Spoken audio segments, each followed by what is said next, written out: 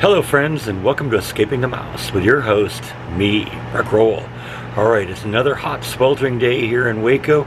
We're supposed to get to about 104 degrees today, but just the same, I'm getting a little stir-crazy being locked up in the house all the time. So I think today what I want to do is I want to take a trip downtown and check out the Waco Suspension Bridge.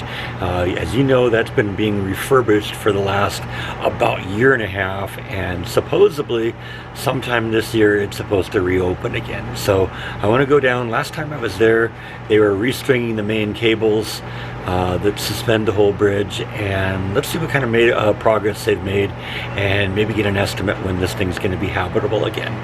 Alright, I am in downtown. Now a lot of times when I'm in downtown, I'll actually park a few blocks that way and just kind of walk through town, but it's way too hot to do that today, so I parked as close as I could get to the bridge, and there's the city hall right there, and we're going to go behind that because literally the bridge is right over there. Now, I've talked about this bridge on a number of occasions and even crossed it a few times with the camera on. But let's talk a little bit about the history of this. You got to remember, this was one of the first things that was built in Waco.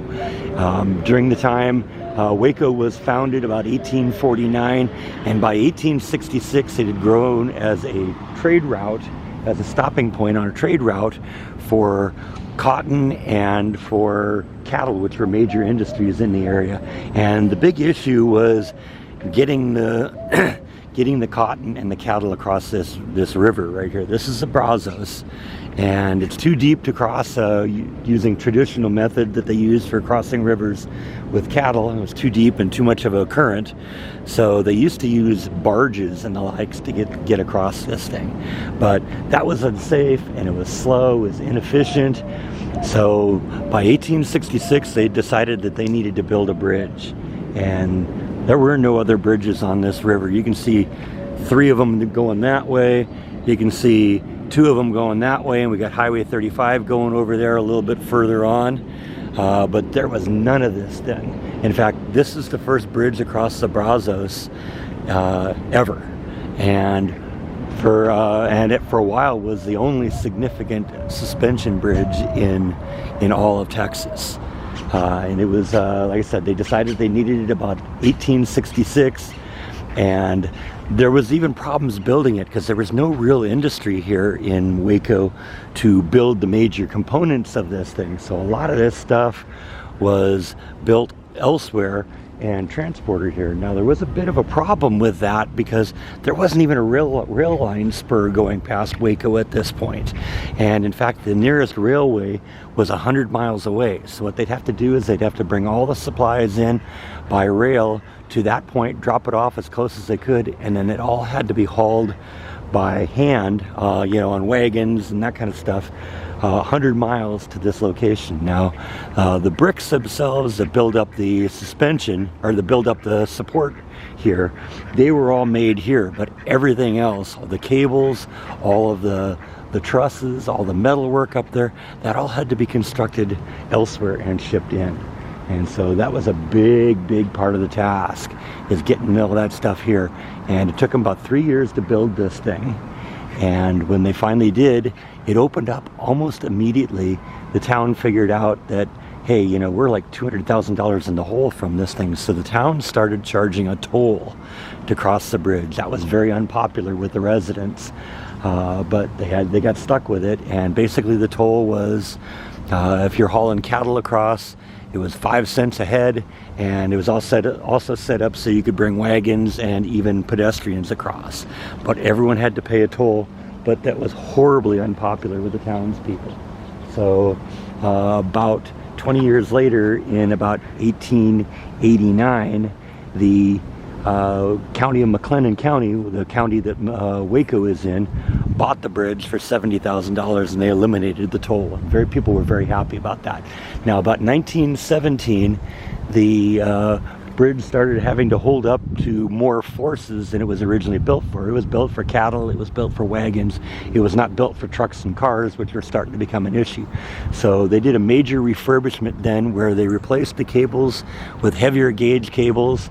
They added an outer truss along both sides of the road, which are now pedestrian footways, and and that increased the strength of the bridge, and so it could accommodate vehicles. Now by the 70s, by the 1970s, there were more bridges being built along here on both sides of it, and this thing was kind of getting a little bit dilapidated and maybe not perfectly suited for vehicle traffic anymore, but they knew it was an important part of the history of the town, so they wanted to keep it up, and they decided to retire it as a vehicle bridge and just turn it into a pedestrian bridge, and it's been that way ever since. Now in 2020, it became time to replace the cables again, because the cables had been up there for more than 100 years, and you know, they get old after a while. The wood decking, I mean, I've been across that bridge a few times and walked on the wood decking, and it was a little sketchy at the end there. So this thing's been closed off now for more than a year, but we're supposed to have it opened up again sometime this year, and I will definitely come down and visit it the day it's reestablished. Let's wander around the other side and see what we can see. Look at all the ducks chilling out in the cool water here.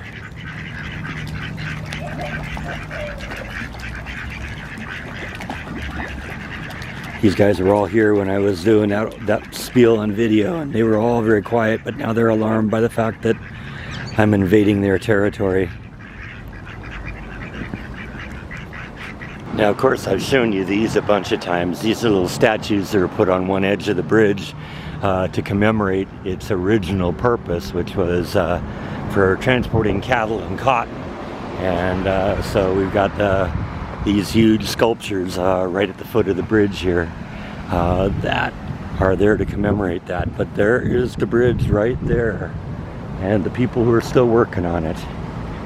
So they got a fence over it here, but I am going to raise the camera above the fence so we can see what's going on in there. Yeah, there's another one of the couple more of the sculptures there.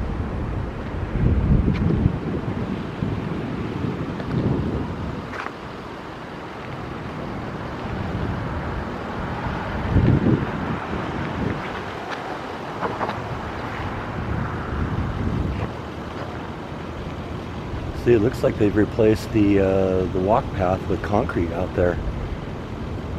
So that's good. It was like wood planks going across there at one point. Let's see, this is how this all works. All the main cables come down here, and they're attached to a big main anchor under these buildings here, and that provides the support for lifting the whole bridge. Without these things, the whole bridge would collapse. I looked at the sign. The sign still says that they're anticipating this project being done sometime this year. So it looks like they're getting pretty close. I think they gotta, if you look at the bridge is kind of unlevel at points, and I think that's probably what they're doing at this point, is leveling everything up, getting the support cables to lift the bridge and make it nice and flat. Because right now it isn't, kind of bowing a couple points in there, and I'm sure that's what they're probably doing right now. Yeah, here's another shot of the bridge from the other side. I think during the refurbishment in 1914 that I discussed, where they updated the bridge to make it more suitable for vehicle traffic, I think that's when they built this secondary bridge that used to go through here too. And you can still see they still got the pillars out in the middle of the water from that. That was torn down many years ago, when probably about the time the bridge was decommissioned as a vehicle bridge and turned into a footbridge, because at that point they didn't need this bridge, which wasn't nearly as beautiful as the suspension bridge. Like I said, it looks like they're making great progress. The bridge looks like in pretty good shape right now, and like I said, they're probably just adjusting these vertical cables here to get the proper amount of tension and support on the bridge so that they can pull out these pillars that are currently holding them up.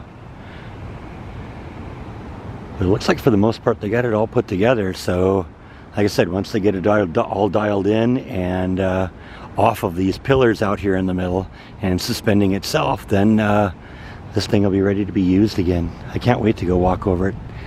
It's gonna be nice.